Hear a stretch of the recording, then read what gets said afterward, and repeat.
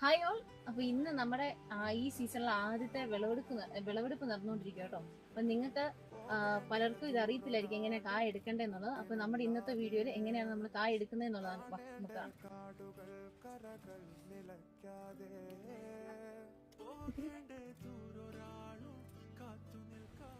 നമുക്ക് മെയിൻ ആയിട്ട് ഒരു വർഷത്തിൽ നമുക്കൊരു 6-7 എടുപ്പ് വരെ നമുക്ക് എന്ത് ചെയ്യാൻ പറ്റും.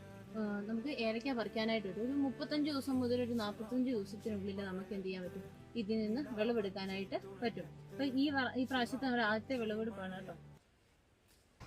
ഇതുണ്ടോ, ഈ ഏലക്ക നമ്മൾ എങ്ങനെയാണ് പറിക്കുന്നതെന്ന് വെച്ച് കഴിഞ്ഞാൽ ഇതിൻ്റെ ഏറ്റവും അവസാനത്തെ ഇത് കണ്ടോ, ഇതാണ് ഏറ്റവും അവസാനത്തെ ഇത് നല്ല പഴമാണ് കേട്ടോ. തൊട്ടപ്പോഴേ നമ്മൾ അടന്നു പോകുന്നു. അപ്പം ഇത് നല്ല പഴമാണെങ്കിൽ അതിന് മുകളിലുള്ള കായൂടെ നമ്മൾ നോക്കും, അതും നല്ല പഴമാണ്.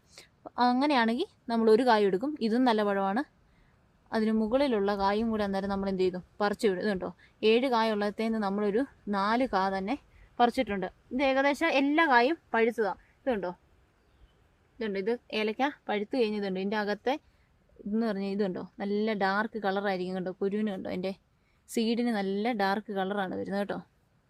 ഇതിലാണെങ്കിൽ 1, 2, 3, 4, 5 കായുണ്ട്. ഈ 5 കായിൽ ഈ ഏറ്റവും അവസാനത്തെ ഈ കാ കണ്ടോ, ഈ കാ വിളഞ്ഞതാണ്, നല്ല രീതിയിൽ പഴുത്തിട്ടുള്ള കായാണ്. ഇത് കണ്ടോ, ഇത് നല്ല പഴുത്ത, നമ്മൾ തൊട്ടപ്പോഴേ പോകുന്നു. അപ്പം അങ്ങനെ നല്ല പഴുത്ത കായാണെങ്കിൽ നമ്മൾ ഇതിന് മുകളിലുള്ള ഒരു കായും കൂടെ പറിച്ചു വിടും. അതിനെയാണ് നമ്മൾ കരിങ്കായ എന്ന് പറയുന്നത്. അപ്പോൾ ഇതും നല്ല രീതിയിൽ വിളഞ്ഞതാണെങ്കിൽ നമ്മൾ എന്ത് ചെയ്യും, അതിന് മുകളിലുള്ള ഒരു കായും കൂടെ പറിച്ചു വിടും. ഇതിന് നമ്മൾ വരകരിച്ചി എന്ന് പറയും. ഇത് ഏകദേശം മൂപ്പാകാൻ തുടങ്ങിയിട്ടുള്ളൊരു കായാണ്.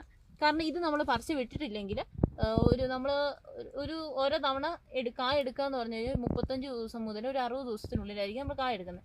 ഈ വരകരിച്ചി നമ്മൾ എടുത്ത് വിട്ടിട്ടില്ലെങ്കിൽ ഇത് പെട്ടെന്ന് തന്നെ പഴുത്തു പോകാനും അതുപോലെ എലിയൊക്കെ അത്യാവശ്യം നല്ല ശല്യം ഉള്ളതുകൊണ്ട് ഇത് എലി പൊളിച്ച് കളയാനുള്ള സാധ്യത കൂടുതലാണ്.